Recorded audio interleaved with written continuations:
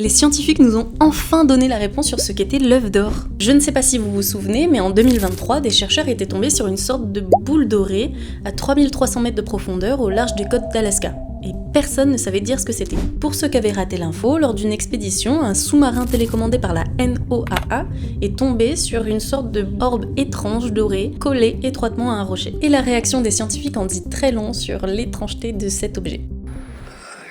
I don't know what to make of that. I don't know what to think about this.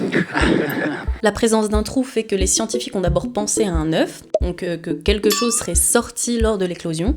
D'autres ont pensé à une éponge morte, et sur les réseaux sociaux, on a même imaginé des restes de vaisseaux d'aliens ou encore un œuf extraterrestre. Je me souviens moi-même d'avoir regardé ces vidéos en 2023 parlant de cette découverte et d'avoir imaginé des créatures dorées, étranges, vivant dans le fond des océans. En tout cas, après l'avoir récolté, l'œuf mystère a été envoyé au Musée national d'histoire naturelle à Washington pour pouvoir être analysé par les scientifiques.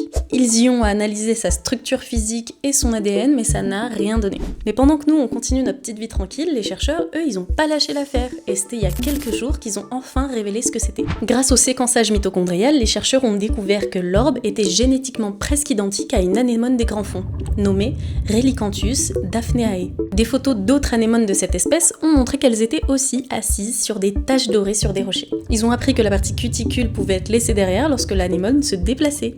Parce que oui, une anémone, ça se déplace. C'est plutôt marrant comme déplacement d'ailleurs. L'orbe est donc la base de fixation de cette anémone. Donc lors de l'expédition, le sous-marin est probablement passé après que l'anémone se soit déplacée ou qu'elle soit morte. En tout cas, je peux dire adieu à mes rêves de monstres shiny. Mais si t'as aimé, tu peux laisser un like et t'abonner au Café Nemo.